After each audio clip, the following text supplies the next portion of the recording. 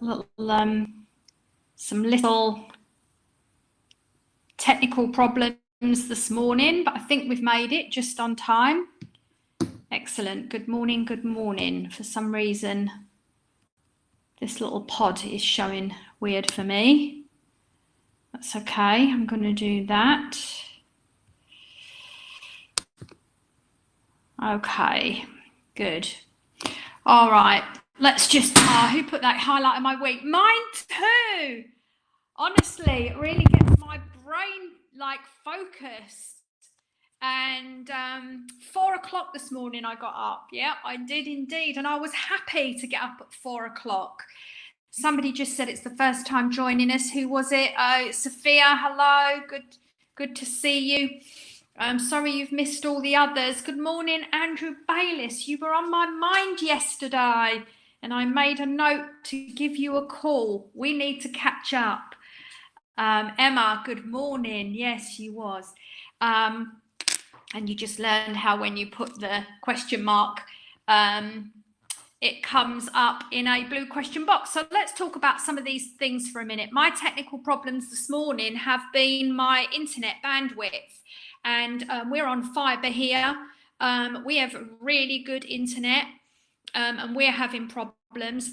The whole world are having problems. Netflix are having problems. So if you have any problems, if you get kicked off at any point, remember, if you're trying to get on and you can't get on, refresh your computer. Shut down and refresh is the new black. That's what I'm learning. So let's also have a look down at the bottom there. You'll see that we've got 2 in our chat feed there, which I encourage you to use. And the reason for that is because these webinars that I do, it's really important that we're interacting and asking questions. I encourage that very much. But there are 2 ways to interact there. The first one, you can see you've got a speech box. So if you're making a comment, please use the speech box because it comes up in one specific way on my screen. And if you've got a question, please use the question box. That will come up blue on my screen. I think it comes up blue on yours too. If you ask a question and you put a question mark, it will automatically set it to question mode. Please remember to go back to speech mode.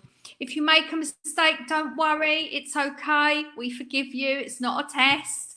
But if we can do that, you'll see how it flows. I can see we've got a few people. I can see Martin and Anne. Hello, good morning. Sharon, good morning. Susan, Andy, Leanne, good morning. Lenka, who else? Let's see. Kay, nice to see you. Janice, hello. We've already communicated this morning about, I don't even know what time it was. Carly, good morning. And Milka, we too have communicated. Charlotte, hello. Lorraine. Let's see who else. Kat, yes, there's lots and lots of people here. Lucy, hello. Claire, and if I don't say good morning to you, Marie, hello. Michelle, Lucy, Danielle, if I don't say Georgia, Matt, and Francesca, I'm sure you're all there. 3 of you around the computer.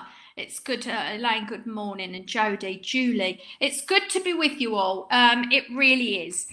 So we've talked about if you get kicked off and you can't get back on easily, refresh, because it's likely your connection, as much as you might not want to believe it is. We're all having problems with internet. We've got these 2 things down here, the speech box and the question mark. The questions we're going to take at the end, if that's okay. So if you've got questions, feel free to ask them as we go along. But Declan is assisting me on this webinar and he'll save all the questions up and he'll bring them at the end. Okay.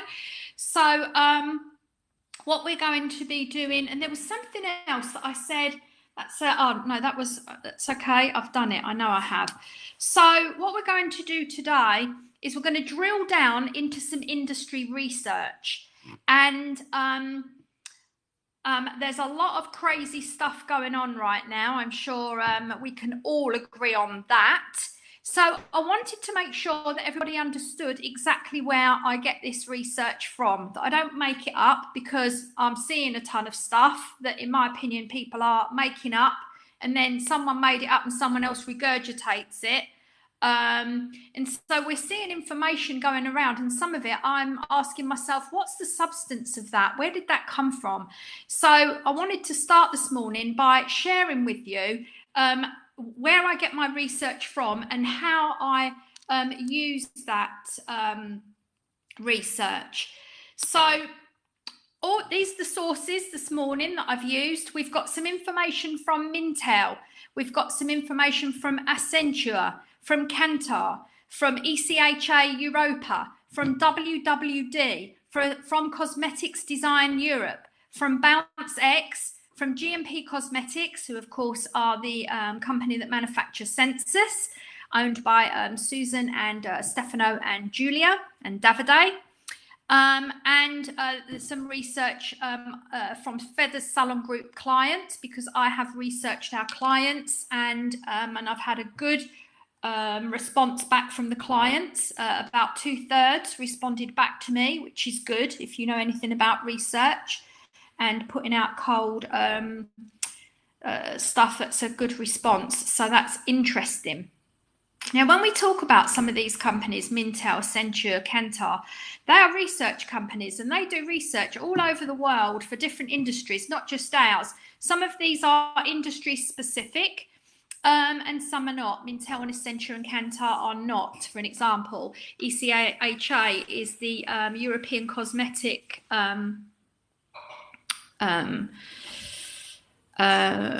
one of the bodies. WWD are specifically cosmetics, obviously cosmetic designer. Bounce X are digital. So just to give you some idea. Now, if you're ever wondering, well, I've heard of these organisations, because I'm sure that you have. Often in the news, their stuff is quoted, but you wonder how you've not seen it before. I wanted to show you this. There are companies who sell research reports. So this is the world leader. The company is called Researcher Markets, the world's largest market research store. And so when somebody does research, what they do is they put it on this research, almost like a bookshop, if you like. And then companies can go on there. You can go on if you want to. I mean, it's open. But what I wanted to show you is that one of the reports that I've had access to today is the report that this one here, you can see impact of COVID-19 on the global cosmetic industry. And can you see there that it says the price of this particular report starts from £3,001. And you're probably thinking, starts from, that's funny. I mean, what is the price? Is it that or that? Well, it depends what you're going to use it for. So if you want to use that report, let's say you are, for an example, you're a magazine, right? And you want to use the report to dissect the information and use it into your magazine, you'll pay more than somebody who says, I only want to use it for my own use and my own company. So the price of £3,001 is the base price for just using it within a company, and you have to, under copyright, you have to say, I will not share that information outside of that particular arena. And the more, a little bit like buying images, if any of you buy images on Shutterstock, you'll know that you pay one price if you're going to use it on a leaflet, and another price if you want to use it on a leaflet and an email and on an advert, etc., etc. So I wanted to do that this morning because I just wanted everybody to understand I don't wake up in the middle of the night like and make this stuff up. It tells us a little bit about the authenticity of the information. Like Trump, yeah. Do you know what? When I was thinking about today, I was like thinking about doing like, I'm the president and you're fake news. That's what, I'm the president and you're fake news. I thought about that today. So thanks for reminding me for doing that, Matt. Anyway, so the first, I've put it into little categories, right? So that I could deliver the information in a way which we're able to make chunks of, okay? The other thing I've done is normally when I'm I'm presenting information like this, let's say at ESON, when I give you research information, I always, I'll give you the information and then I'll quote the source. I've quoted the source at the beginning so that I'm able to mix the information up, okay? Because I've used lots of different sources, and basically what I did was I made pages and pages and pages of notes as I was reading the research, etc. And then I've taken all those notes and put them into these categories, all right? And as we go through, what we'll try to do is we'll take the research and we'll say, what does that really mean for us? Let me try and put it into the context of, say, fashion and what we do with hair, right? So, and we'll use Pantones as an example because it's widely used now in the industry. So we know that every season, Pantone, which is actually a company, Pantone release the Pantones for that season as it was, and it is widely used in home furnishings, in paint companies, it's used in fashion houses, it's used by hairdressers, and we look at the Pantones, and particularly the ones of the season, and then we translate that into our own industry. So it's been a really popular thing to do the last few years in hairdressing. We're doing the same thing, but instead of doing it with, colour and fashion, we're doing it with information into our own business, okay? So let's talk about health and safety for a minute. I've not seen obviously it's a massive topic right now, and I've not seen anybody talk about this. So there was a lot of stuff, and if I've seen other people talking about it, then I've not put it in here, right? I've tried to bring to us stuff that's not already in the arena, but I've not seen this often. We must complete a risk assessment and update it regularly. Now, a few people have kind of said, well, I'm a bit concerned. I mean, what happens if, for an example, we get the go-ahead to open our salons, we open our salons, and God forbid there is a corona outbreak in our salons. What would happen? Well, firstly, we're going to talk in a minute about the tracing app, but there is a requirement to report that. It's likely if we do get a corona outbreak in our salons that we are likely to, unless we'll have to trace all the team, and unless we can prove that different team members have not, like other people, will have to isolate. Okay, so there are some salons that are literally putting their staff into 2 teams who are not going to cross over. Whether or not, if you actually had an outbreak, they would make you close the salon and sanitize the salon. We don't really know. Let's think about cruise ships for a second. If cruise ships have an outbreak, they actually have to clear the cruise ship, and they have to disinfect the whole cruise ship. We're going to talk about the difference between disinfecting and sanitizing in a minute. They have to disinfect the whole cruise ship. They have to leave it with nobody on board for 24 hours, and then they're allowed to put people back in. We don't know that stuff yet. They might not do that, okay? But so there have been some concerns, of people saying, where do I stand legally? Well, any legal issue is all about the balance of probability. In other words, on balance, did you do everything that you could? And so a risk assessment is going to be really important. Oh, I'm doing it again. I'm trying to move the slides, pressing the button that I would normally press if I was in the room with you all, and we've got but we have to do it a different way. So what I've got here as an example, this is the one that I did before we closed down. So I'm happy to share this with people so that you can use this. But before we closed down, I did this for my salons and for my warehouse. You can see where I did it, because if you look right down at the bottom there, I don't know if it's very easily readable, but if you look right down at the bottom, it says statistics. Coronavirus cases in the UK as of the 18th of March. So that's when I did this. 2,626, of which 103 people have died and 65 have recovered. Reported cases in Essex are 27 from a population of 1.4 million. At that time, there was no deaths in Essex. So I did that as a way of kind of saying, well, I'm carefully monitoring the situation, and as yet, we're not in a situation where we're surrounded by coronavirus. So just to give an idea. And actually, it was when I was doing this health and safety risk assessment that I realised I had to close down my online booking. So it really kind of makes you think about things, not just because you heard somebody say it, and they literally have got no basis from which to say it, except for, I just don't even know. But it makes you really think about it quite hard. Now, remember what I said was this. I said you'll keep updating that risk assessment. And one of the reasons why you'll keep updating it is because my suggestion is, right, and when I say this, I'm doing it again, I'm pressing the wrong button. My suggestion is that we consider phases.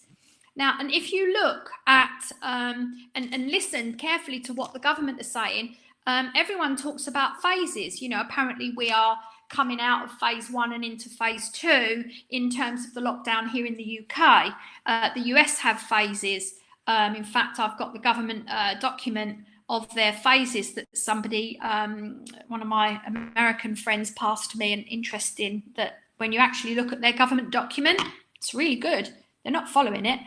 So that's my next point. When we do these things, we must follow them. So let's talk about what does that mean for us, considering phases. Well, I know some of you already thinking about, some people go back first, and then on the second wave, the second lot of people will go back. But when we're thinking about some of the things that we're having to put in place in our salons, let's think about this. Will we have to do that forever? Some of it, yes, but some of it, no. A good example is social distancing. So how will you know, or how will you move from one phase to another? I mean, will it just be a knee-jerk reaction one day? And we all know what knee-jerk reactions cause. So that's not a good idea. So, my suggestion, you should think carefully about, and keep it wide. I'm not asking you to keep it specific, but keep it wide. But it allows you to move from one phase to another. It gives you the opportunity to explain carefully to the team why you're doing it or why you're not doing it, and also to the clients, because one of the most important things, and sometimes I'm listening to some webinars and I'm reading some things and I think nobody's thinking about the client here. I mean, I saw something yesterday where, and interestingly, and then completely separate, then Daniel saw it and he goes to me, look at this. And I was like, I saw the same thing. We both had the same reaction to it. It's from a salon, right, who have taken a picture and put it out there on social media of the measures that they're taking and what their staff look like. Well, I'm telling you, if I go to get my nails done, I'm on about my nails again. If I go to get my nails done and that's what my nail tech looks like, I'll leave it and I'll come back at a later date. So I think one of the things we've got to think about is that as desperate as we may think the clients are, and a lot of them are, a lot of them, they've lived 5 weeks and maybe a couple more. They can live a couple more as well, So there has been it's hay fever, by the way. There has been feedback in asking clients, where I had a conversation with a client about screens, and the client said, well, if you have to have screens, then you shouldn't be open, right? And it's a really good point. So think about this. The government are giving us the go-ahead, the red light, the green light, open, close, whatever it is, because they know the science. We don't. So we don't have to, we don't have to do things. If standing behind a screen to cut hair was okay, we'd probably be open now, because standing behind a screen is okay in a supermarket. So, we have to think carefully about the clients. So consider phases. and document them. And at this point, it's all going to be, I call it WIP, work in progress. So somebody asked me last week, have you written your protocol for opening yet? And I said, no, I've got loads of notes, but I've not written it yet because I still don't know what the guidelines are going to be from our industry or what any regulations the government are going to put upon us. And so that therefore it's work in progress. So, you know, that's where I think, you know, that's where I think, you know, we should be right now. So I do want to talk about this tracing app, because the tracing app that the government apparently are going to reveal later on this week, I think is going to be very relevant for us, because as the government open up the lockdown, one of the things, of course, they want to do is make sure that they keep the R number, right? Which means the reproduction. Is it the reproduction number? That doesn't sound. I feel like I've got it. Definitely begins with an R, of course, but I feel like I've got the wrong word. If someone's got the right word, the rate of infection. Thank you. Yes, it's the rate of infection. It must stay below 1. And so the tracing app is there to help the government to keep the rate of infection down below 1 by, if there is an infection, what will happen is it'll be an app that we'll download to our phones. The problem being, of course, that not everybody will, because once you've downloaded that app, you know, anyway, I will download. I've got nothing to hide, right? So I will download the app. But what the app will be able to do is it will be able to see that I've been in close contact with, you know, over a period of time. So should, you know, God forbid, should I get, you know, COVID-19, they'll be able to check the information from my phone to see who has been near me in the last 7 days. And they'll be able to tell those people you should go into isolation. And that's one of the strategies for keeping the R rate below 1. So,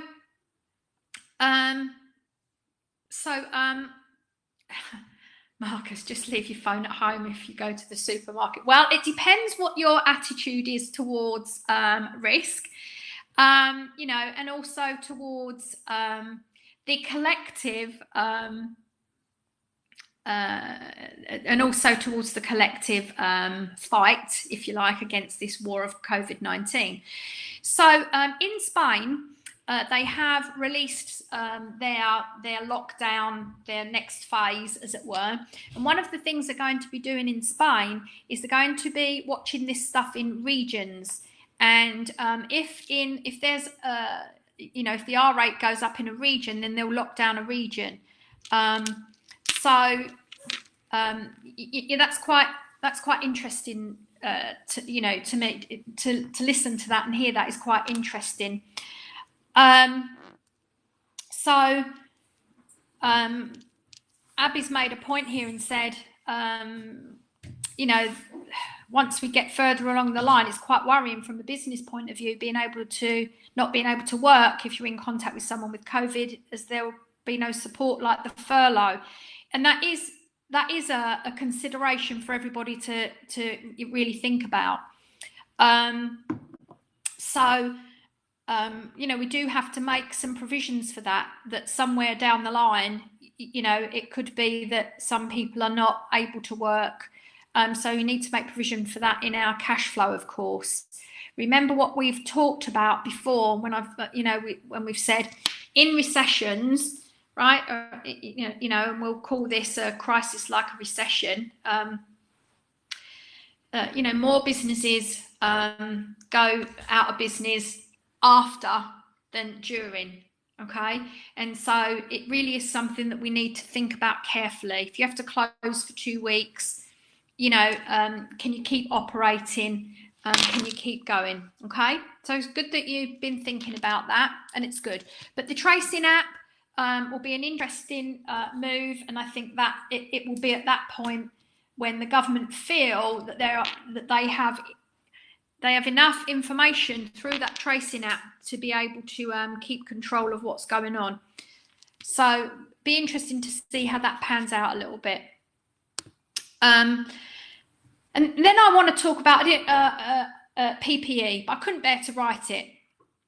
And the reason why I couldn't bear to write it, and so that's why I put be safe. I can't, because I'm getting really quite upset. I don't know about anybody else. When I do go out, and actually we only go to the supermarket once a week. You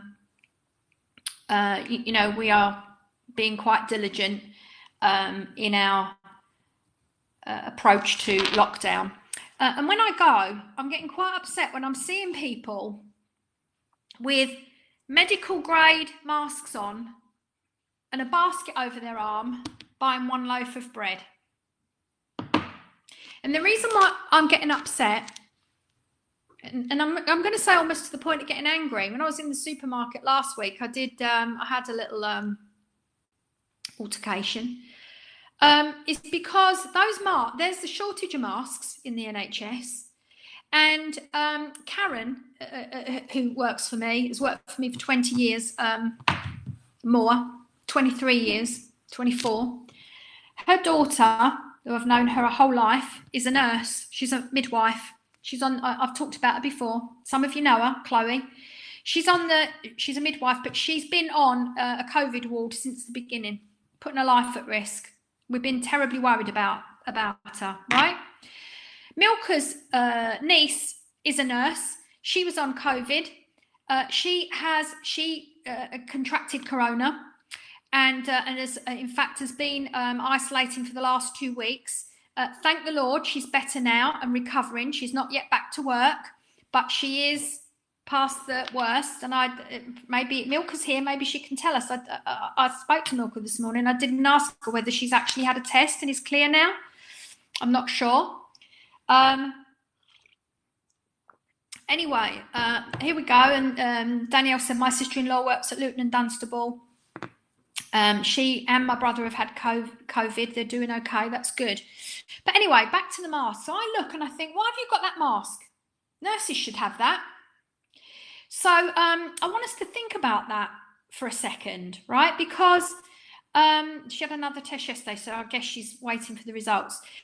I want us to think about that for a second, because if there is PPE currently, right now, the need is for those people in hospitals and care homes. I have an uncle that lives in a care home in London. I'm terribly worried about him for a couple of reasons. One, he's in a care home. Two, he's in London. So I'm in contact a lot with them at the care home. I sent them gloves out of our warehouse.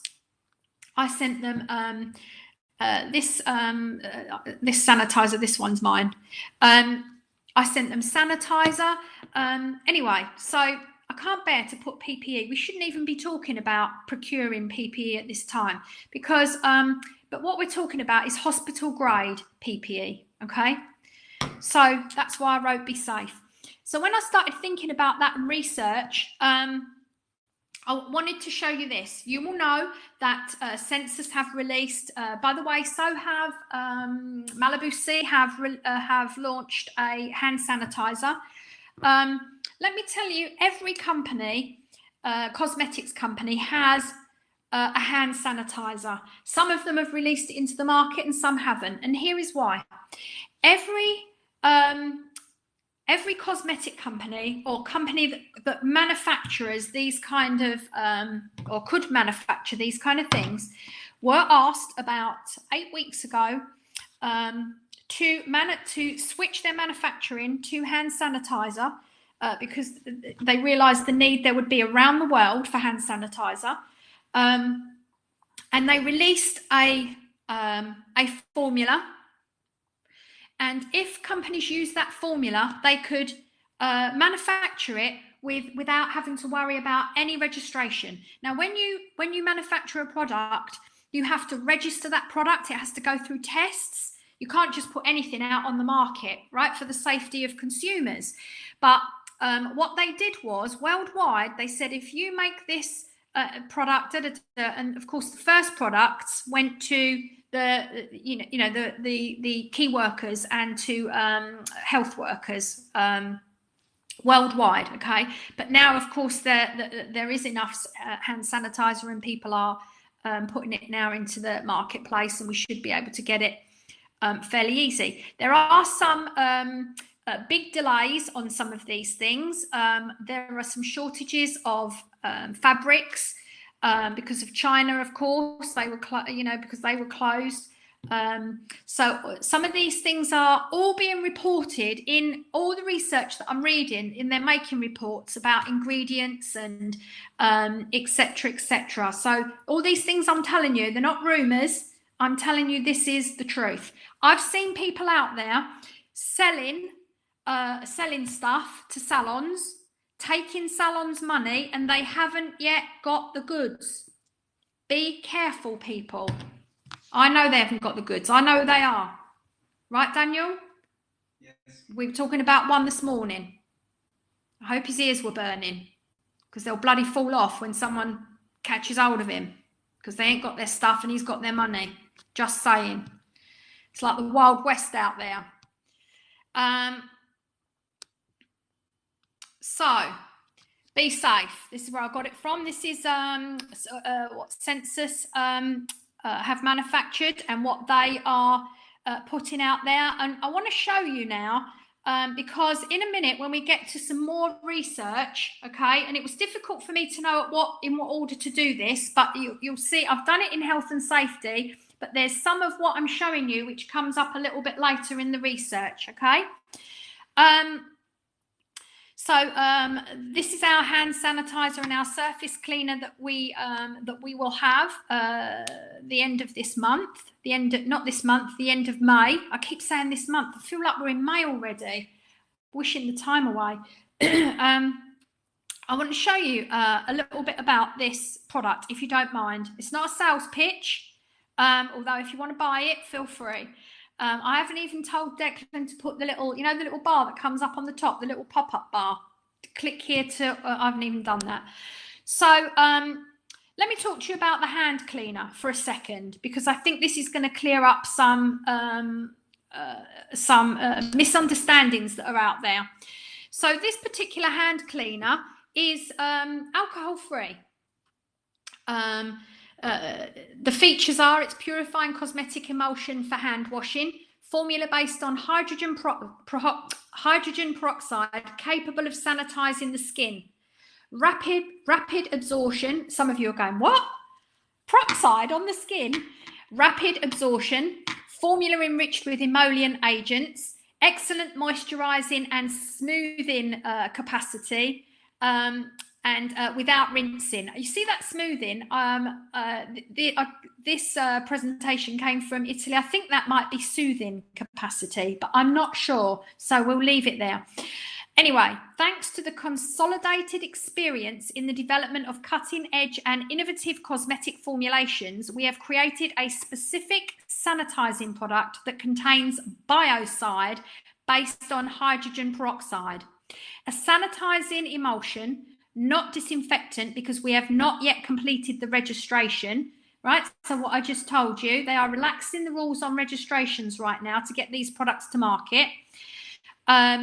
But the registration is being done, and it's being done for labelling purposes. That will come up in a minute, I think. It's without alcohol, which allows you to cleanse and sanitize your hands, keeping them soft and hydrated. Of course, one of the problems with alcohol-based sanitizers, and this one is alcohol-based, is that they are very drying to the hands, okay?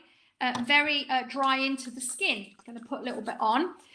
It's why I'm not wearing any rings, because I'm washing my hands and doing this so often, my hands are taking a little bit of a battering. Now, in our industry, there is still out there, under health and safety law, there is a requirement, a responsibility for the employer for healthy hands, okay, and that still applies. So we have to take that into consideration, and that is why Census, being a hairdressing company, have gone down this road, okay, and I'm going to show you in a minute the research. I'm going to share it with you.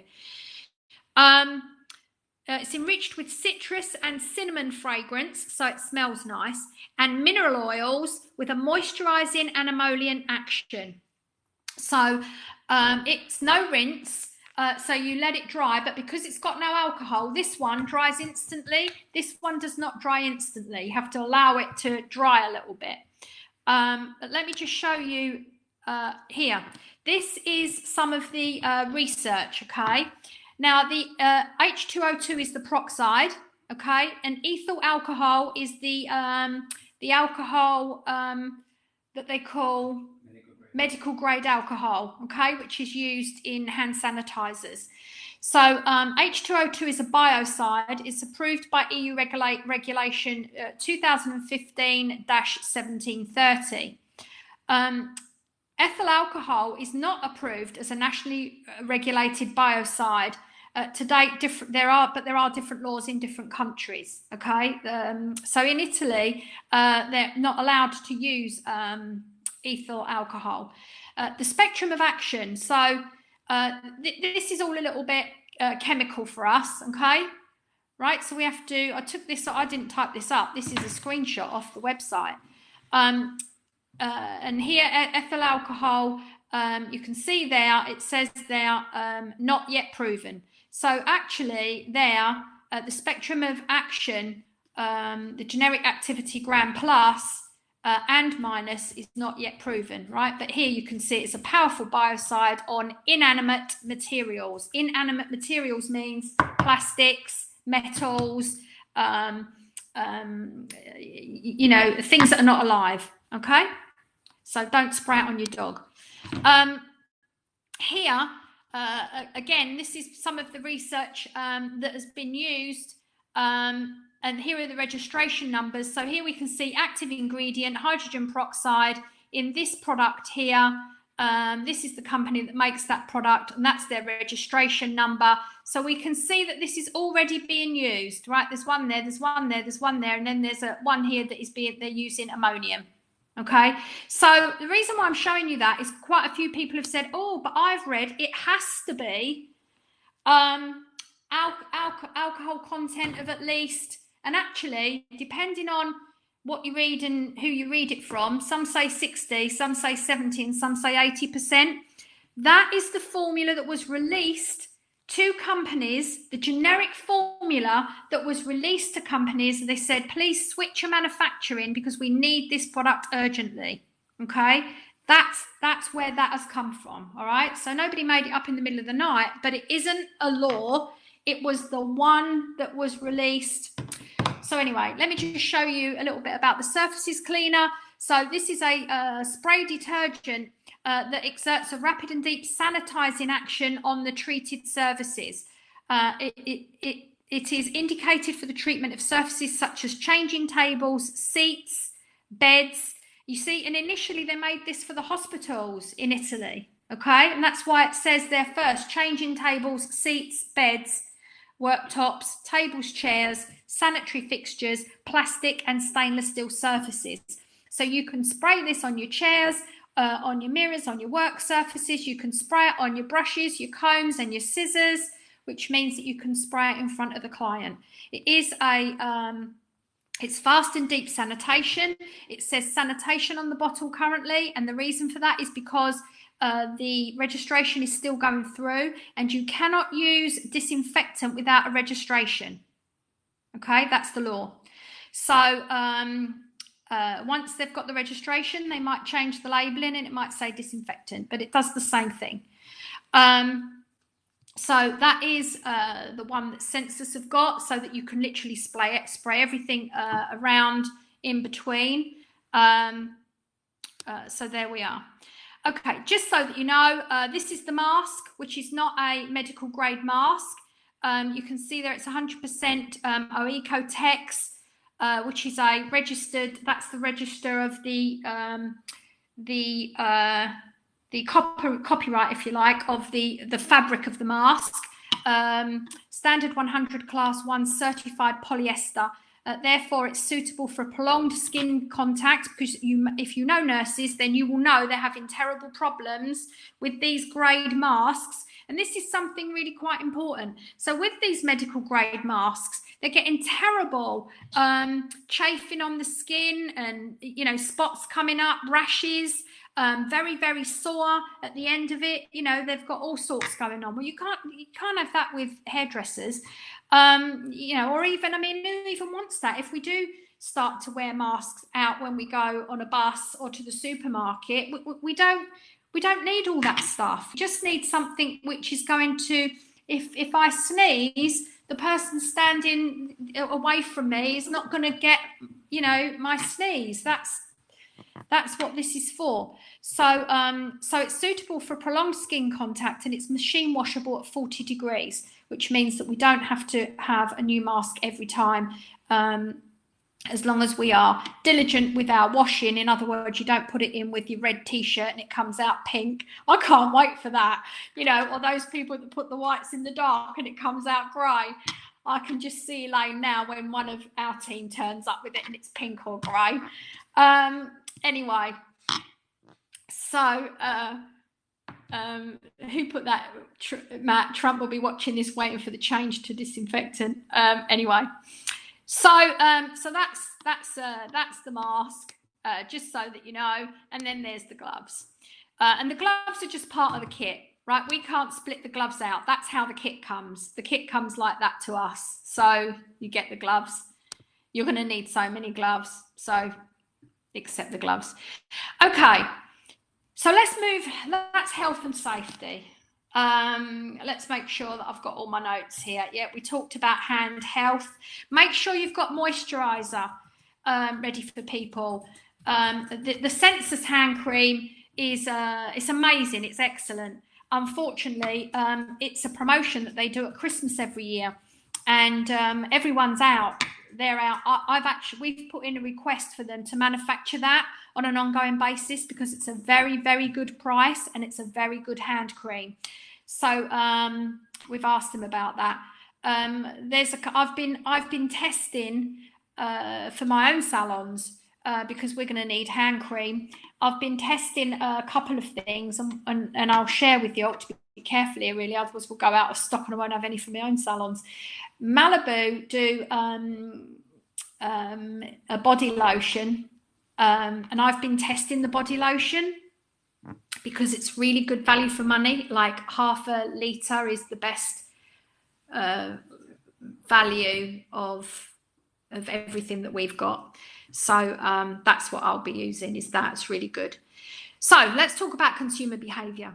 So Accenture said COVID-19 will change the landscape for consumer behaviour for the next 10 years. It will influence the whole of the 20s. And I think like it's easy to understand and agree with that. It was just that when I read it, it really sort of hammered it home for me. I was like, yeah, even when we get the other side of this, and who knows when that will be, it is going to affect quite a lot. You know, it's really, there's so many things that I guess all of us could say, especially as we've had, like, it's been such a jolt to everybody's everyday life that, you know, you can't fail to have been affected by it in some way. I can't really, it's so hard to put into words, but I'm pausing on it for a second so that we can all just think about that for a minute, you know, how we feel about it ourselves, and our families. And I heard a lady on the radio yesterday, they'd got Matt Hancock on, he was on a talk show, and so I was listening, and she said, when will we be able to hug our grandchildren again? I mean, I just can't imagine being a child and not being able to. I loved my grandparents. I was very close to my nan and granddad. I spent all my school holidays there. I can't imagine as a child not being able to. You know, it's It's weird. Anyway, so it has changed us all. Everyone has changed. Uh, for those of you that love the lipstick effect, I thought you'd like this. There's a thing called a Black Swan event, and I only just come across this myself. And when I googled it, it appears it's quite that there's actually a book. But the Black Swan, a Black Swan event is an event that comes as a surprise and has a major effect. And actually, I did a little bit of research. I've not read the book, but I did a little bit of research on the book. And in the book, what they say is that after the event, when all is said and done, and then you do the analysis, how could that have happened and we never saw it coming? What the book says is that the clues were always there. I'm going to read the book because I find this fascinating, because I have seen an interview or a presentation that Bill Gates did, and he predicted this back in, Daniel, 2015, 2000. Yeah, about 5 or 6 years ago, he predicted this. And I've also seen President Obama give a presentation where he allocated money to a fund, and off the top of my head, maybe someone can tell me what that fund was, because it was something that was then scrapped by Trump, but he allocated monies to an event just like this. Can someone tell me what it was? Doesn't matter, because it's not coming to the top of my head. But anyway, that's really quite interesting. So let's have a look a little bit about a little bit more about. I'm doing it again. I'm trying to change the thing. So it will come as no surprise to us that a preventative and safe attitude is going to rise. It already has, around COVID-19, because as much as we all want our businesses to be back over, as much as we all want our clients in our salons, we are a little bit something weird's happening to my computer. We are a little bit we are all a little bit, wary about it. And you may remember in my webinar straight after the last announcement, I said, and I can't remember what day the announcement was on. Was it on Monday? And we were all talking on Wednesday or something. I can't remember. And I said, how many of you were like me, relieved when he said it's going to be another 3 weeks? And I hate to say it, but I just wasn't ready to go back. I wasn't ready to open my salons. So that attitude has really risen. And of course, that is part of what is causing us so much anxiety and thinking about what we need to do in our salons to reassure our clients. But I also think we have to balance that reassurance with reassurance for the client that it's safe. So yes, preventative, but it's safe, right? Depending on your risk factor, because it is all going to be about risk. When I have had responses back from the clients of Feathers, and for those of you that just let me remind everybody, what I did was I took the top spenders of Feathers. So I run the report in Salon IQ and I found the top spenders. Many of these people I don't even know, because I think you all know I don't have anything to do with the day-to-day running of my salons. And so I wrote to them, and anyway, quite a few of them have written back to me and said, well, as much as I want to come back, I fear that when you first open, I won't be among the first because I'm shielding, or my husband's vulnerable, and so I'm shielding my husband, so I won't be allowed back, and etc., etc. So it is going to be about that risk factor. Some people are going to not care. We can tell that by those people that are not abiding by the lockdown, who are having parties and etc., etc. Some people have a very low risk attitude towards it. So it is finding that balance. That's one of the things that will be really quite important. But here's good news for us, something that we can apply, because the amount of care, how much people care about all of these things now have gone beyond price, right? So now people will pay beyond price for these things, which is really good news. I was having a chat yesterday with Barry, and we were saying there's never been a better time. Over 30 years I've been in business, there's never been a better time to put your prices up. Remembering, of course, that there has been a minimum wage rise on April the 1st, which has kind of been lost in the quagmire, but believe me, it's still mandatory when we go back. So it's a good, we must look at our prices. You must put your prices up. I've seen people talking about, should I be putting on not a tariff, what's it called when you put on a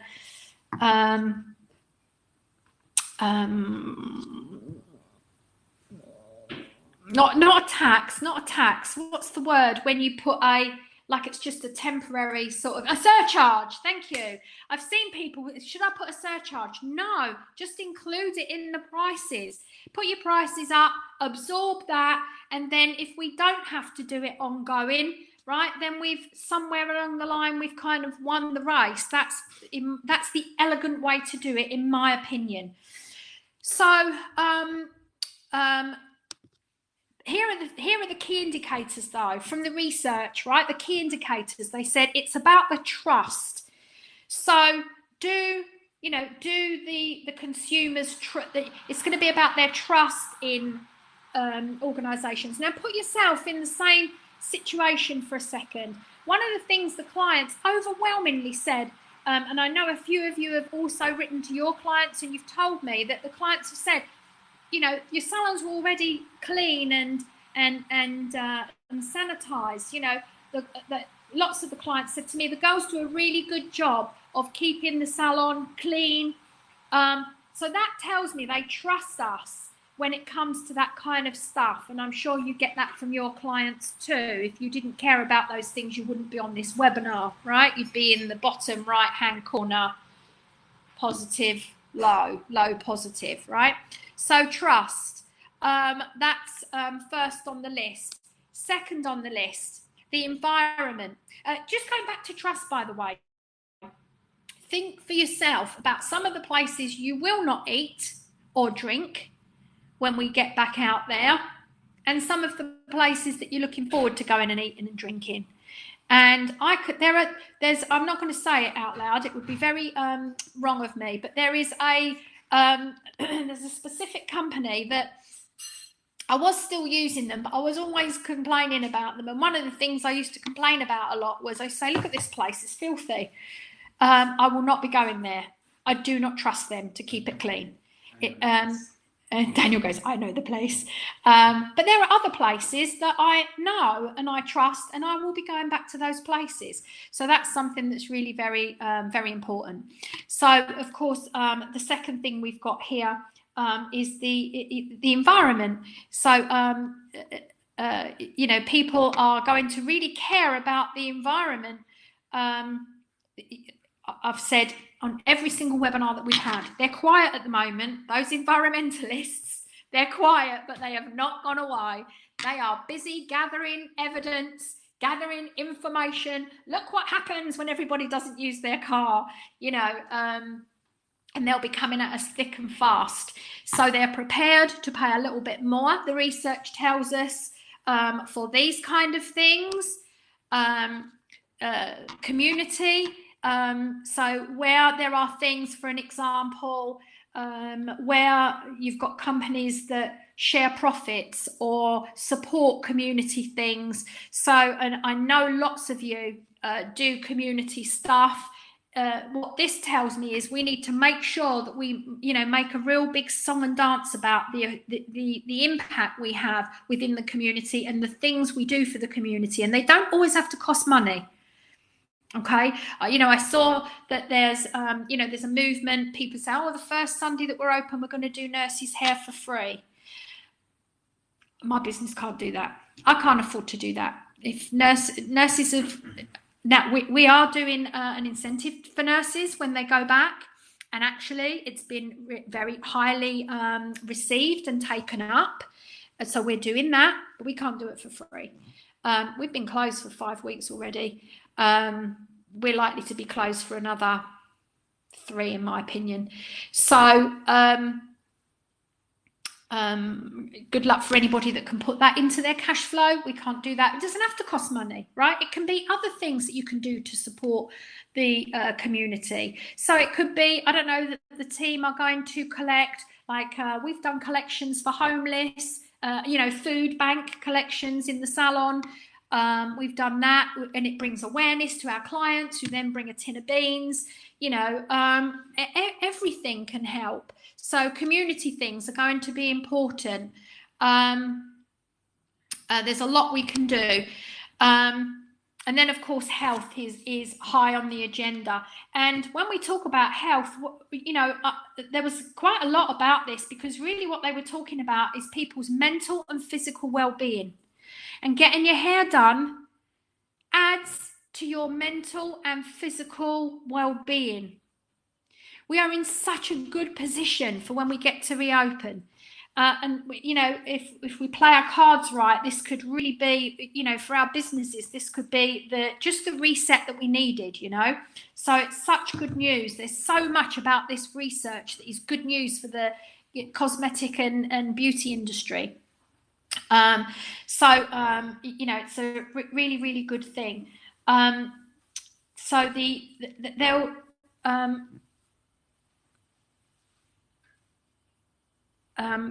Present the benefits of health and well-being to your clients in a positive way. So when we're thinking about, as you're coming towards opening, always try and put in there something very positive about their health and well-being, right? If you are putting out there, an ad or something, health and well-being, just think it all the time, positive attributes about health and well-being. It's easy in our industry, okay, but that's what it said in the research. It said, always when you are talking to your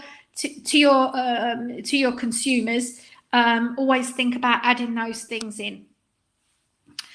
Right now, consumers are soul searching, and they're thinking about what they value, what they believe in, what has changed for them, what they did before that they wish they didn't do, and what they want to do afterwards. All of these things are happening.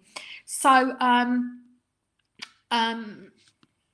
we too should be, doing that soul searching, which I know we all are, but we should be understanding that everyone's doing the same soul searching. We're all coming out with different things. We're going to come on to next, community, right? Because what they predict is going to happen is what we've been through will have a profound effect on communities and the way that we value each other and our relationships. So community is coming through strongly. Relationships between companies, employees, customers and partners will be tested in a way that nobody could have possibly expected. And we've all experienced this, and I know we have, because I've had so many conversations with so many of you, and texts and messages. There are people there are people in my organization who have surprised me in good ways and in not such good ways. And I know that you've got that too. There are employees that, as much as we have tried, they will not engage with us. And I'm questioning, if you won't engage with us at a time like this, what makes me think you are engaging with us? Right? Reminds me of that old thing, they physically turn up, but they're mentally not there. So that's someone at my front door. I don't know how that can be. So those relationships. I remember somebody, one of my business partners went to check on the salon, like about 2 or 3 days after we had closed, and a client had put an envelope through the letterbox with £100 cash in it. This was an elderly client, and she said, this money might be helpful to you. £100 that she just put through. How nice is that? I'll never forget that client. So now there are some of you that when this first opened, you know, and thank you for those of you that reached out to Daniel and I and said, don't worry, when I get my grant, you're going to be the first person that we pay. I mean, we thank you for that so much. We've had some of you, we've had meetings with some of you already, you know, who have already, our relationship has been strengthened through this, you know, and we thank you for that so much. We really do. So relationships between companies, we can see that ourselves, can't we? Right? And there are some companies that I do business with who we've not heard from, right? And I'm saying to Daniel, well, that's weird, right? And other companies have called to find out how we are, is there anything we can do, etc., etc.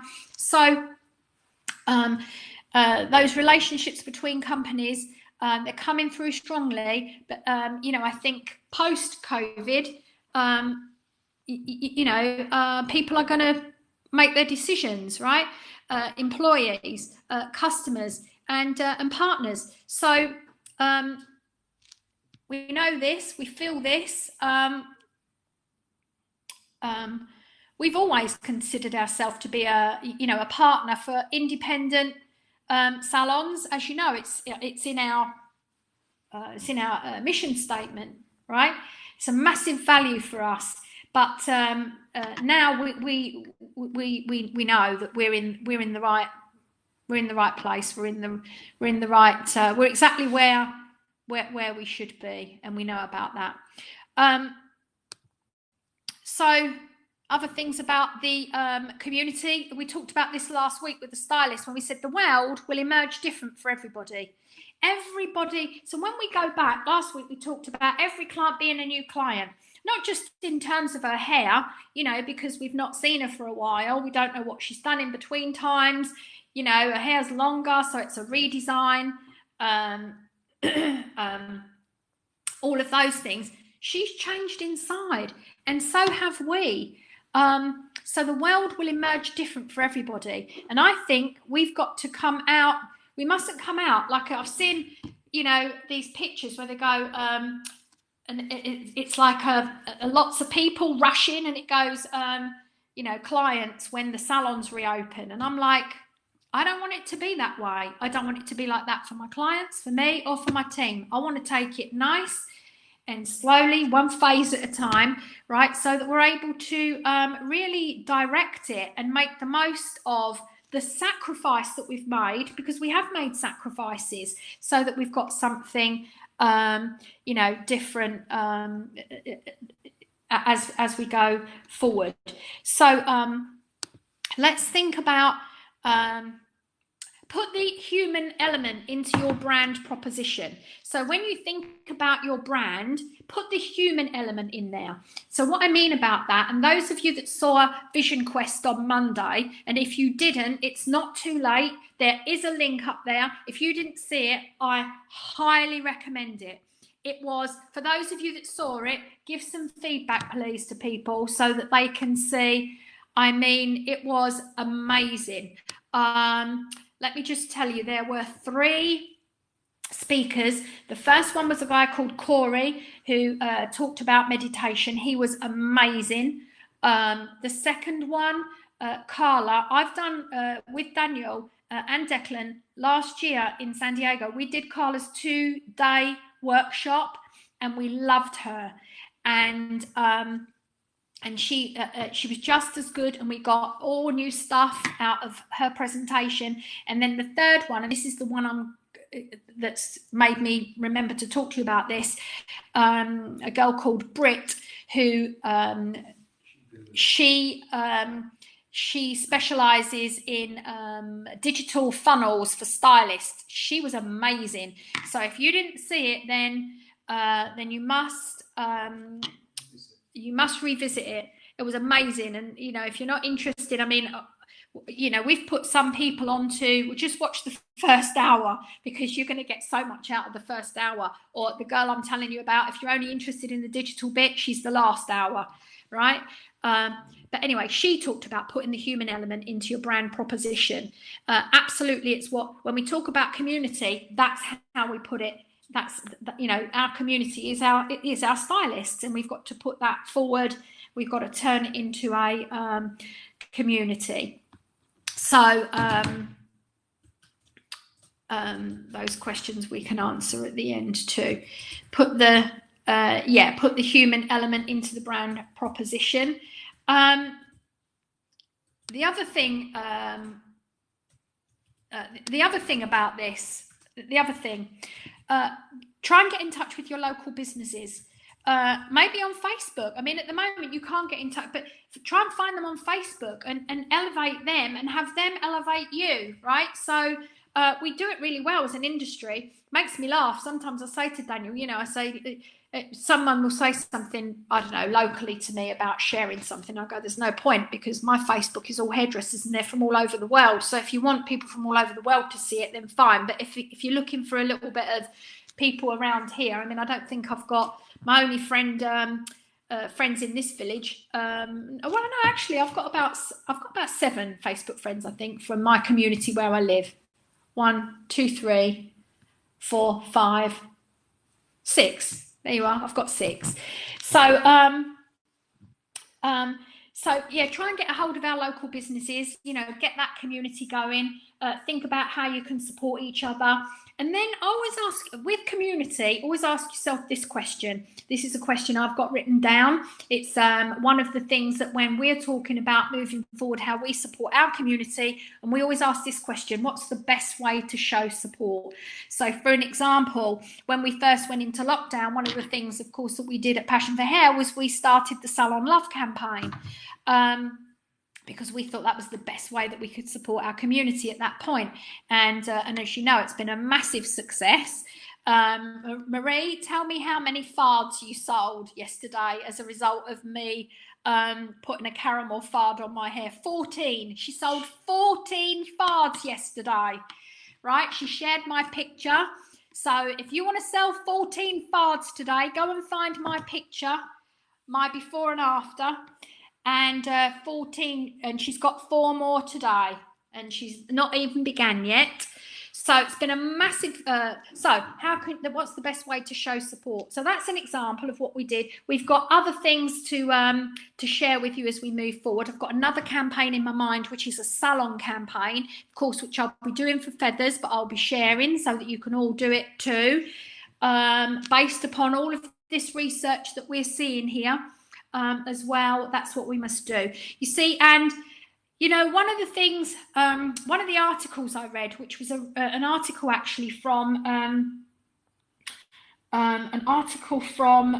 just give me 1 second, Clarins, yes, it was the CEO of Clarins, and one of the things he said it's not what happens to you during this time to your business that's going to make the difference. It's how you respond and reset. Well, we know that it's not what happens to you in life, it's how you respond to it. But he said it's how you respond and reset. I loved it.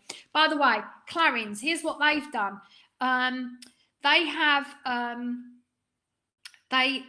started a thing. It is called Something Me.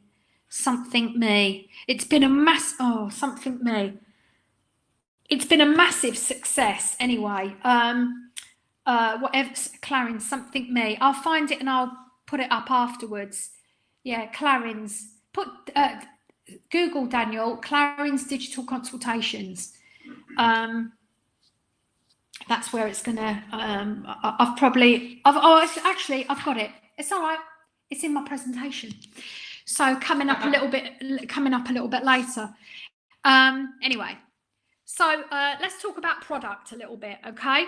So there've got to be benefits beyond sanitation. This was in the research, and it made me, and you remember earlier when I showed you the Be Safe, and I said to you I didn't know whether to put it there or here, because actually when I saw this research, and of course GMP is one of the places, as a distributor we get a lot of access to research that they get access to, and this is where I then realised benefits beyond sanitation. So, of course, in their sanitizer, they've put the oils, the emollient, the citrus fragrance. They're doing non-alcohol. So we're going to see some of this coming. But here's my question, and we did do this last week with the stylists, and we're going to do it again. If we've got more weeks, I've decided we had 250 stylists on here last week. We've now opened up our capacity to 500, right? And so before we go back, one of the things that we want to do is really get our stylists so that we can really help them have the right dialogue and go back with all the right information. Because it's all very well having the benefits beyond sanitation, but if we don't communicate with the clients, what those benefits are, they don't know what they are. So really important that, just as we were saying last week, and we were on track when we were saying, we need to make sure that we're communicating well with people. There's going to be a heightened awareness for and on products. Now, there already was in many respects, but there will be even more. And one of the reasons is because there is going to be a shortage of some ingredients. There's going to be a shortage of some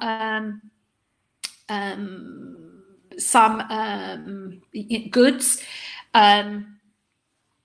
People anticipated toilet rolls, which was interesting. The world is such an interesting place, don't you think? And then oil goes down to they're paying people to take it away. And I can remember queuing up for hours at petrol garages at times in my life to get petrol. And then now oil they're giving away for free. They're not giving petrol away for free at Tesco's, by the way. It's gone down in price, but oil refineries are giving it away. The price of a barrel of oil went below, it was minus price. And the world's so interesting. But anyway, so there will be a heightened awareness for and on products. Things like, and maybe you've been doing what I've been doing, looking at where things are coming from. So I look at my fruit and I'm like, where did this come from, this fruit? Come from Spain. That's interesting. I'm sure you're doing it too. We bought some ginger and it came from China. And I was like, how did that even get here? This ginger from China, when China were in the height of lockdown. So we're going to see that. People are going to demand more transparent labelling. So they're going to want to be able to see really quickly and easily. And for you Census fans out there, you'll know that Census, when they've repackaged all their products, we've got now all these little symbols on the labelling. So talk about way ahead of the game. But people are going to demand more transparent labelling.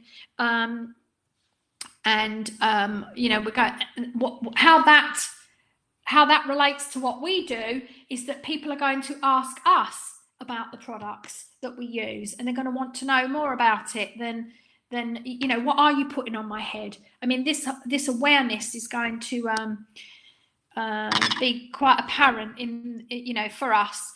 The clean beauty movement that's been around for a while will continue, and will intertwine into health. So now it will be clean beauty into health as well. So it's interesting because originally, of course, it came from mostly the biggest part of the movement came from, animal welfare.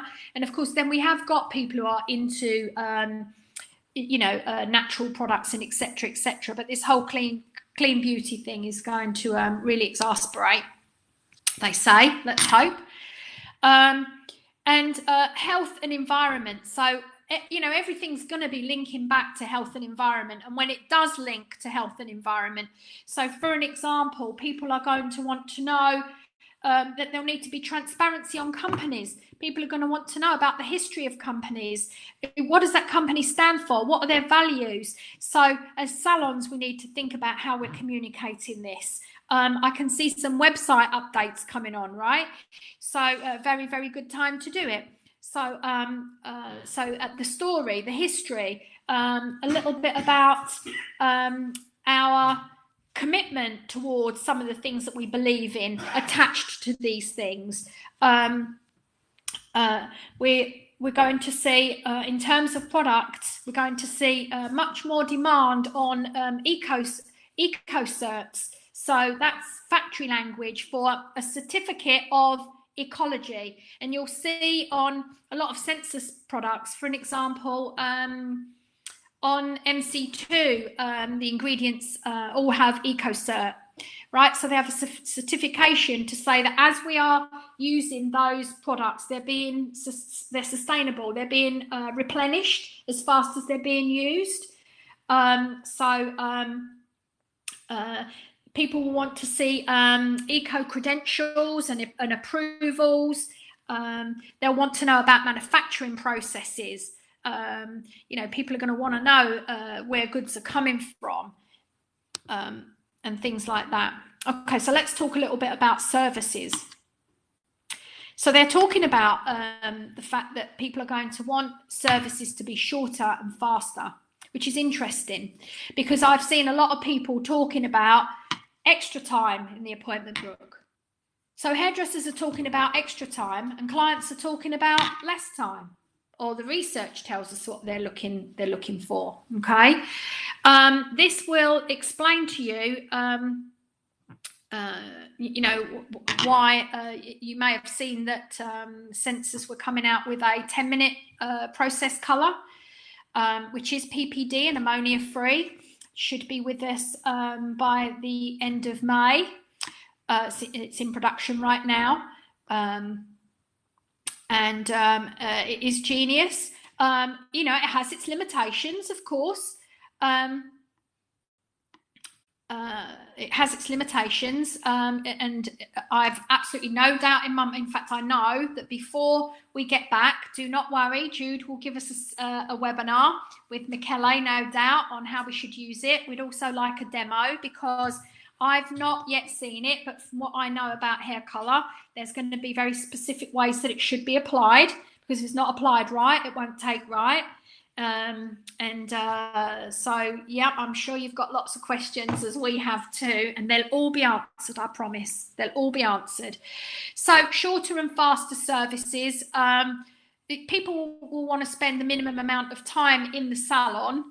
So I think we've got to think about that. I saw somebody came up there a minute ago and somebody said, yeah, but what about if they've been colouring their hair at home? Yeah, we'll deal with that in a second. I saw in the research somebody talked about, I know who it was. He talked about one of the things that we need to think about in the first instance, the phase 1 and maybe even the phase 2 of going back. It's about maintenance, not makeovers, because makeovers, of course, take time, and there's that, that judgment error in there. And maybe what we need to be doing is playing it safe a little bit and saying, these are the services that we're providing. Please wait a few weeks for that particular, whatever it is that they want. Maybe people need to split appointments. So what I'm saying here is maybe they come in. And this was a suggestion in the research, and I'm still getting my head around it myself, but it was interesting because I had these similar thoughts. But for an example, let's say we've got a client that has got to have, a Malibu makeover, for an example. Maybe she has that one day and a cut and style the next day. Maybe that's not the best example, but no, that's not the best example. No, if she has a Malibu makeover and a cut and then comes back for a colour and a cut another day, so that it's not too long in the salon, I don't know. Some people, some clients will say, no, I want it all done in one day. Well, you've got to take a view on that, and there's not going to be one size fits all. It will be different for different clients. But maybe a client will say, I don't want to spend too long in there, right? At which time you will say to the client, well, okay, that's fine. Let's do it this way. But don't compromise your professionalism nor your prices, because I do anticipate there might be some clients who say, do you know what, can I just go out with it wet? Well, yeah, if you want to, but don't take anything off the bill for it, right? Yeah, Boris has become a dad. He's Proud father of a baby boy. That's right. Suspend some services. So, you know, there will be some services that you're just not going to supply. So, for an example, in my salons, we do a very good business in standby. And I like standby as a strategy because it means when we take a new stylist, like when we graduate a stylist onto the floor, she starts with some standby clients, right? And that's good. But we, in our phase 1 and maybe even our phase 2, we are probably going to suspend standby. Also, you know, only appointment only. I noticed in the Spanish regulations, appointment only is part of the regulation that the government has put on. But I think that that's quite a smart thing to do as well. Otherwise, you know, not having people just wandering into the salon, because it will be difficult to control if they do. So I want to talk about the client journey for a second. And I've been thinking about a lot about this. The client journey came up actually in the research, like to do with lots of things, like to do with beauty, and I've no doubt that restaurants are talking about it and everything. So I just want us to think about this for a minute. And I've been really pontificating over the marking of the floor, and I've decided that unless the government tell me otherwise, I will not be like marking my floor, right? Because I've got these pictures in my head of like my clients, you know, like that game Twister. Where should I stand next? Do you know what I mean? I see it more elegant, that my clients will be met at the door and they'll be taken directly to a chair, and there'll only be 2 chairs in the salon that they'll sit in, and it will be the chair where they get their hair cut or coloured, and it will be the chair where they get their hair washed. The 3rd chair might be if they need the bathroom. But that's the only points of contact, right? So our client journey will change. Now, in thinking about that, in thinking about how the client journey changes, we then have to think about how we adapt to that in the salon in terms of, you know, in some of my salons, we have separate colour rooms and shampoo room and this and that and the other, and we won't be using it the same way. So we have to think about how we adapt with that. So the client journey, we really have to think about that in terms of how that works in the salon for us. Like, I'm not saying it won't work. What I'm saying is how we've got all the, you don't want people running here, running there, running here, running there. It's all got to be nice and elegant with as little movement as possible. And then how we substitute some of the things that the client would normally do. So for an example, you don't want clients, you know, before we wanted clients going over to the retail. We wanted them picking up the testers. You know, we want to put the product in the client's hand. We don't want any of that anymore. Anything the client touches has got to be sanitized. So we've got to think about that client journey and how it changes. One of the things I do know is this. Before lockdown, and if Sam is on here from Salon IQ, she can verify this. She verified it the other week. Before lockdown, retail sales across Salon IQ salons went up, I believe it was either 23 or 27% off the top of my head. Is Sam here? Or if not, is Kimberly here?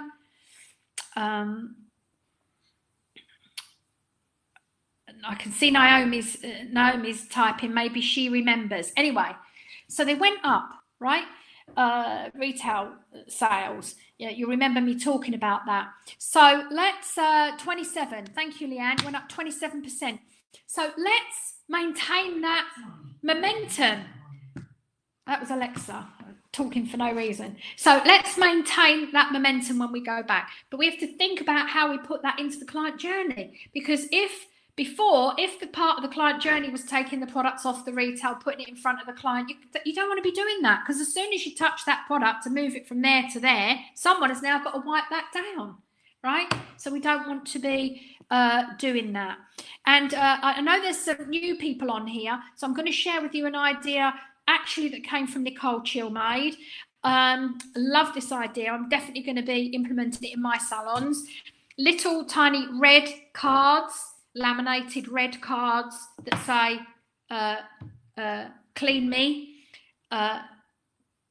Yellow or orange cards. I said yellow last week, but I couldn't get yellow paper, so mine are orange now. Yellow or orange cards that say in use. So when the client gets up from the styling station to go to the basin area, you put the yellow or orange card on the station so you know it's in use. So don't clean it because we're not finished with it. It's in use. And don't sit there, anyone. It's in use. Don't touch it. Leave it. Right? And then a green one that says, I'm clean. And we're going to give a red one to the client and say, if at any point during your visit, you have to touch something or you have to go to the bathroom, please leave this red card there so that others will know it's not clean and we will know to come along and clean it, right? So, so the client journey, thinking about that in terms of our services. And then this came up in the research too, and I'm sure it's the same kind of research that went through supermarkets, right? But think about maybe preferred service times for over 60s or over 70s, whatever you want to do. Strictly speaking, over 70s shouldn't be going out, but they are. And if I was over 70, I would too, by the way, so I'm not judging. And children, you know, the thing about having children in there is that they are going to, you know, I mean, there's an element about children you can't control, right? So you might want to have specific, and I've seen some people say we're not going to do children. Well, we've got some clients who the way their children looks is more important to them than the way they look. I'm not sure that we'll be doing any of our usual, you know, promotions for children. But most certainly we are going to have to think about how those children get their haircuts. Otherwise the client's going to go somewhere else, and the danger with that is, you know, once a client walks in, puts a foot through another salon. That's how I ended up going from Barclays Bank to NatWest. And it's also, some of you will remember the story of Val. So let's now talk about digital, because this was, interestingly, it was massive in the research, this digital aspect. And if you think about it, we can understand why. What they said about the cosmetic and beauty industry, that there's been an excellent digital response, and there has. It's been tremendous. I wonder actually whether, because there's been such a digital response from us, is that what has heightened the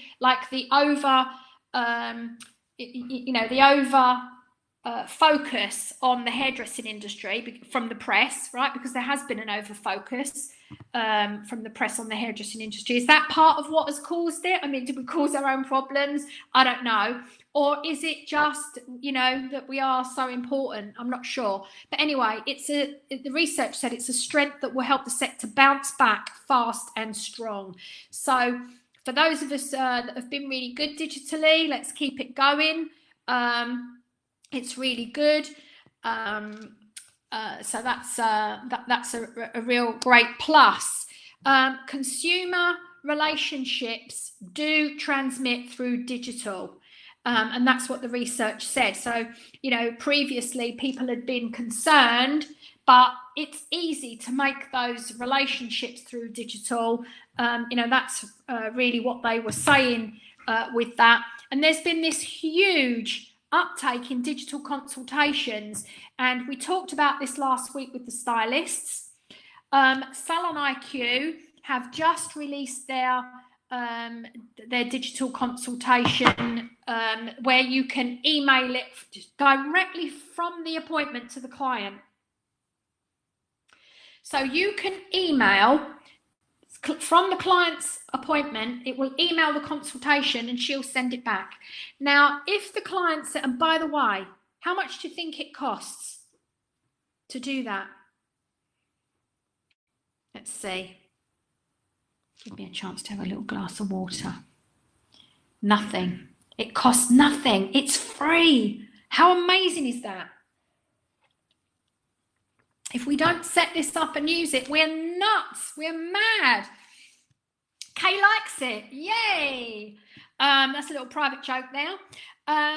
Anyway, so we email the client the digital consultation, and we ask her to send it back. Now, if on the digital consultation, what she says is, it's just a trim, right? I hate that, by the way, but she says, I'm having a trim. That's simple. We know what she's having. When she comes in, we've kind of started the consultation, if you like, and we can pick it up from that point, okay? But it gives her an opportunity to put other things on there. If it's more complex, it gives us an opportunity to then telephone the client, or even have a FaceTime consultation with her. So it means you could get all of the consultation done before the client comes in. So this is, and when I saw this research, and I promise you, Carly and I have been talking about digital consultations. Carly, how long we've been talking about this? How long have we been talking about this?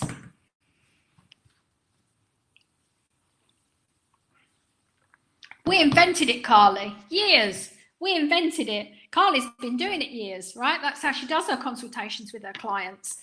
And so, anyway, then I come across this. So Clarins, during this, they literally have done it during this lockdown, but they started it because they're big in China, Clarins, and so they got going straight away on it. Anyway, it's called Clarins and Me, and they're beauty coach appointments. So you make an appointment with your beauty coach. They charge for them, but I'm not suggesting we do that, by the way. I'm just telling you the potential. And of course, if people buy the products which are shipped to them, right, then they take the money for the digital consultation off. It has allowed Clarins to not lay off one single employee worldwide. Not one. And they've not furloughed anybody, right? So they kept them all busy with these beauty coach appointments. Now, here's the thing. If I were Debenhams, that's not a good example because they're shaking in their shoes anyway. But if I were, John Lewis or anybody that's got like a Clarins concession, I'd be worried now, right? Because Clarins might never go back to, they probably will, but I bet long term they've got goals to say, right, we want this, umpty-ump, I know that you like that word, umpty-ump of the percentage of our business to be through this digital channel, because it's a much more cost-effective way to do it. So it was really very interesting to me, when I was reading about that with their beauty coach appointments. And here, this was also in the research. Email has made a resurgence during COVID. Open rates are up 20 to 25%. And this was a survey that they, research that they did over 1,000 companies, right? This is Bounce X that did this research. So they were over 1,000 companies. They were tracking their emails, and open rates are up 20 to 25%, right? Yeah, Brit Seaver said it was still the best communication. Look at this one. Oh, you're going to love this one, Marcus. Email on Mondays, because on Mondays, I didn't put it there. I know it. It's in my head. It's up 45%. Email opens on Monday are up 45%. So make yourself, the first thing you should do when you get off here is make yourself a campaign for every Monday for the next so many weeks, right? Whatever that campaign is going to be. Mine on the coming Monday is going to be My Roots and Fard. So check your Google ratings. That did actually come from Brit Seaver, because that's one of the things that we did. And we already talked about this. As far as digital is concerned, now is a really good time to update your website. A really good time. So In the research, they looked at the most anticipated experiences. We did talk about this last week because I actually started looking at this research about 10 days ago. We talked about this last week. So the most anticipated experience that people are looking forward to are things to do with self and personal care. Yay, that's us. They're also looking for in-person shopping experiences. So they're looking forward to getting, to going on a shopping trip. And people are now valuing, shops. I just hope that some of them can hang on long enough to appreciate it. And what it said is people will gravitate to what they know. Because if we go back to, people thinking about what they trust, then they'll go to what they know. So our best opportunities are within, our already client base. But of course, there will be some people out there for who will say, well, actually, I want to find a more professional hairdresser. I don't know. And so they might not know you personally, but maybe they've got to know you through digital. So, through this lockdown, what you've done on Instagram or Facebook or whatever, platform you've been using, you've been able to, capture someone's interest, and maybe they get their trust through a personal recommendation of somebody. Okay. So that's not to say we're not going to get an, influx of new clients. I do think that we will get an influx of new clients. So that's the end of my my presentation today. Let's take some of the questions and let's have some conversation going. So here come the questions. If someone's or their family member that they live with has had corona, when would we allow them in the salon? Is this something we need to be asking in our pre-appointment consultation? Okay, really good question. If you've not just in your household, if you've come into contact with somebody with corona, you have to go into isolation for 14 days, and that's because that's how long it can take for the. It takes 7 days for the symptoms to come out, and some people are asymptomatic. So, and the symptoms last for 7 days, right?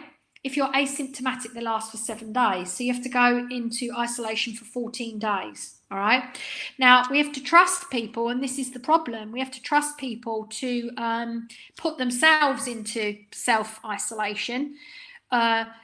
Should we be asking people pre-appointment? The government have actually released a poster. So, and they haven't yet made it mandatory. But we've put one up at Passion for Hair, and I do think they'll make it mandatory.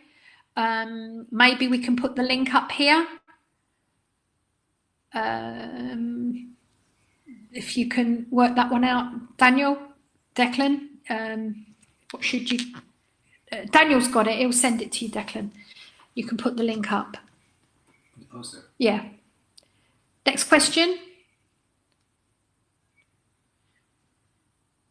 And by the way, on my thing, I am going to put on mine for the salon. I'm going to put, if you're unwell, please do not attend your appointment. What would be the average percent that you would recommend? I'm guessing that you're talking about putting the prices up. And yesterday we were talking about, we were and ahhing backwards and forwards between 5 and 10%. So I would look at it, each of your prices individually, but I would put it anywhere from 5 to 10% personally. The minimum wage went up. Someone will know off the top of my head? I don't know.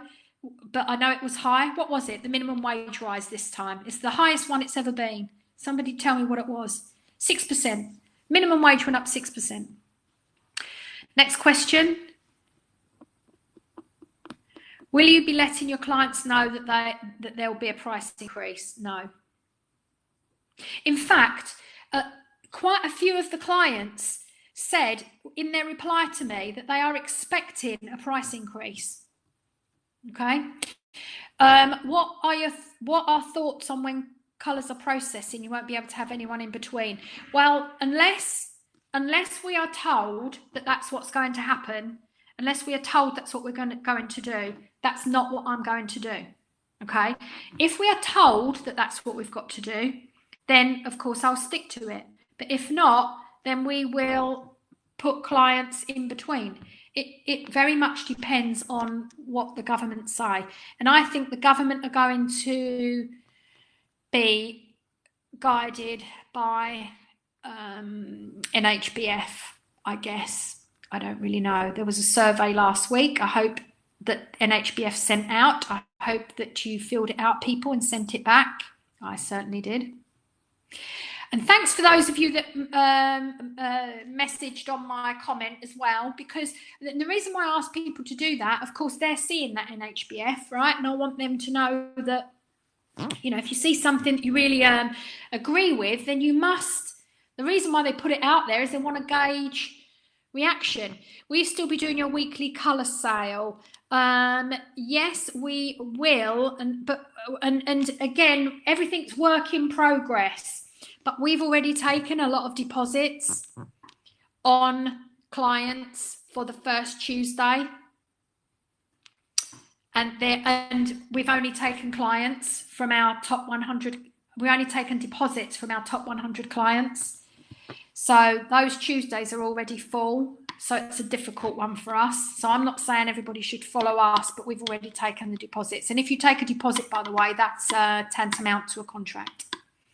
So you would be breaking the contract and you could end up on a civil. Well, just go back, Declan. I didn't even read that one. How do we maintain the social media aspect with respect to furlough? I watched the Hairdressers Journal chat online and it was very definitely a grey area. Okay, so here's my view on it. I know that Hilary Hall is currently putting pressure on the government to relax that rule because it's an unfair playing field. And most furloughed directors are already at a disadvantage. If you're a furloughed director, it means you're getting way below your normal wage, right? So I do think the government will change it because they've changed so many things. They do listen, they are responding, and they're not frightened to say, oh, we need to change direction on that one. If they do, there'll then be an outcry for all the people that have not done the not done the digital media. Anyway, what's the worst that can happen? And actually last week, what was her name? Someone tell me her name. She said, don't say what's the worst can happen. You have to say I'm always saying what's the best that can happen. But anyway, I'm always saying what's the worst. The worst that can happen is that when you have a review, they come along, right? You've got to keep the records for 5 years. They come along, they say, oh, I noticed that you were furloughed and you put some posts up on social media. Pay your furlough money back. And quite frankly, for how much mine was, I said, forget it. I'd rather do my social media. So, and I'd rather work. So that's my view on it is I think that it might change. And if it doesn't, the worst that can happen is along the line somewhere, they're going to ask you to pay your furlough money back. And I'm going to take a good guess that it's not a lot of money. So don't worry about it. As a group, could we have a set of cards? Clean me red, in use, orange, green, I'm clean. I like that idea. Declan, give us a thumbs up.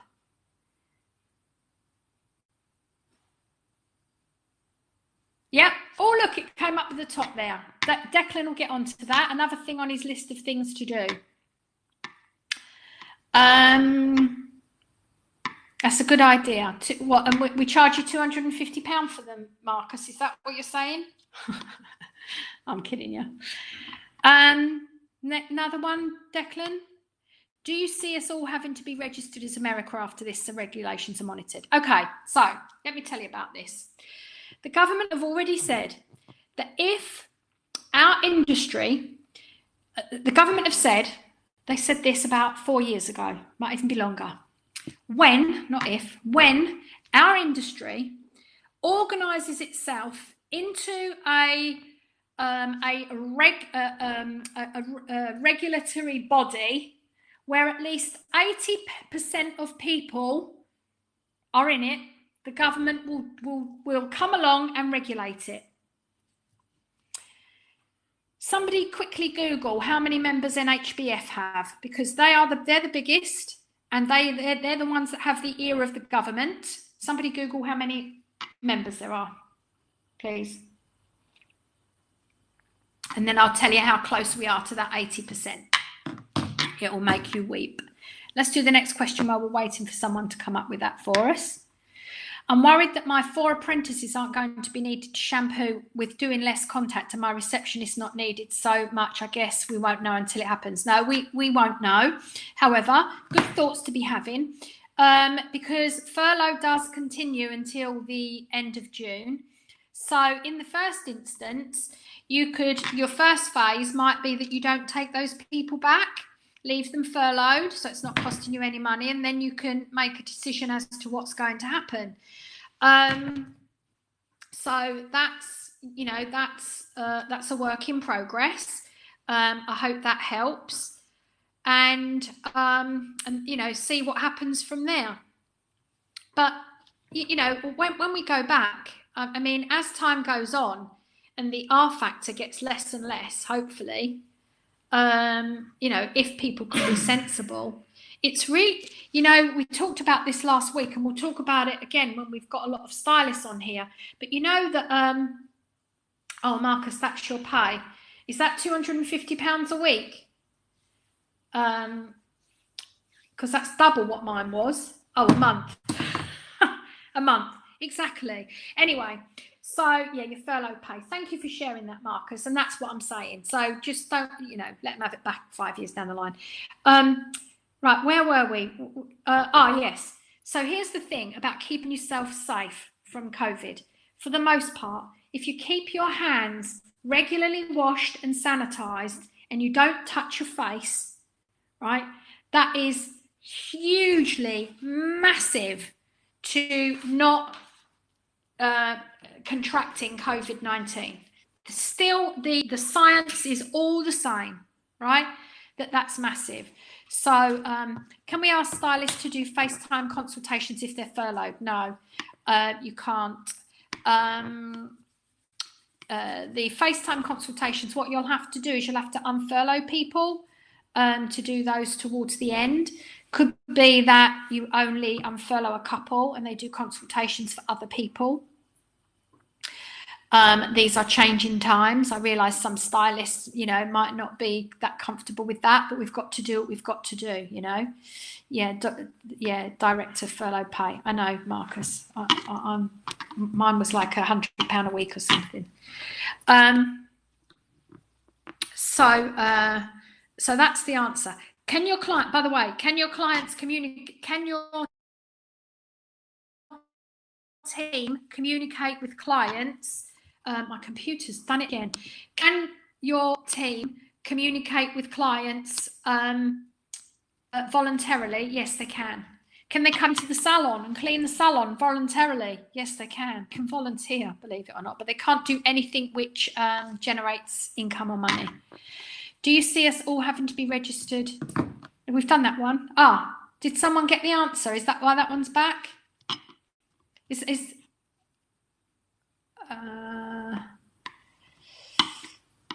7,000 salons, thank you. So we have 42,000 salons in the UK, 7,000 of which are members of the NHF. Someone do the math for me, please. What percentage of that? 14, 21, I've already done it. It's 15%. We're way off. Okay. Am I right? 15%? I just did that in my head. Come on, tell me I'm right. We're all caught up. That's why it's back. Okay, good. So, am I right? 15%? Or are you're not even double checking, you guys? You just believe me? I'm sure it is. You just believe me, don't you? Someone tell me. I don't want people walking away with that number in their head. I know, trust. Thank you, Andy. Oh, God, I love you guys. You believe me. I think it is right. 7:14. She's always right. Thank you, Declan. Sounds good. I think it's right. 7. I feel uneasy about it now. Okay, so anyway, are there any more questions? Because we've done all the questions.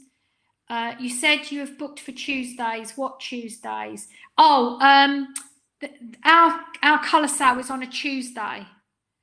So we've already taken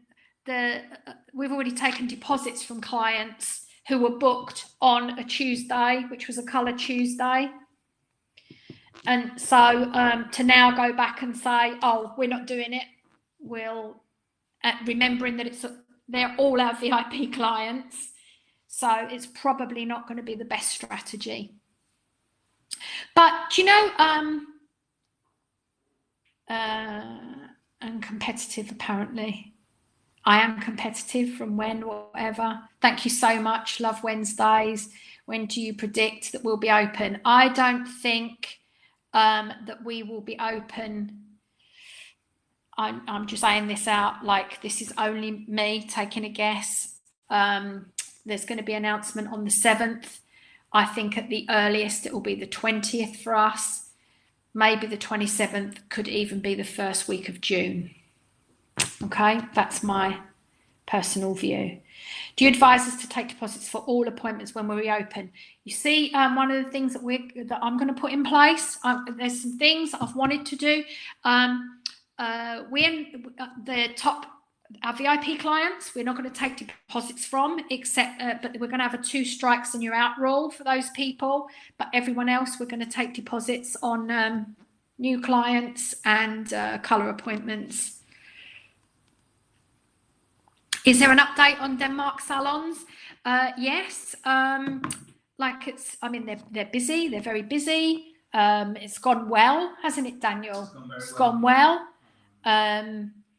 They've not done some of the crazy things, you know, they've not had to do some of the crazy things, and everything's been fine. And the Danish... The clients are responding really well. Yeah, clients are responding well, and the Danish Corona thing is stable.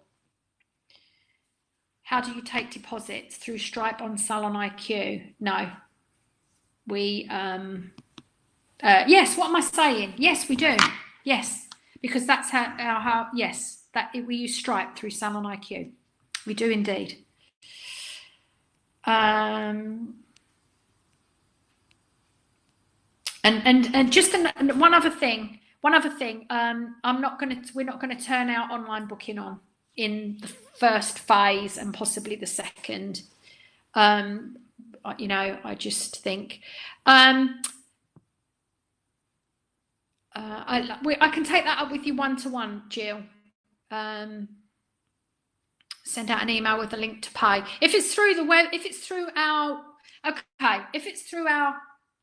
website or through Salon IQ, they pay with Stripe.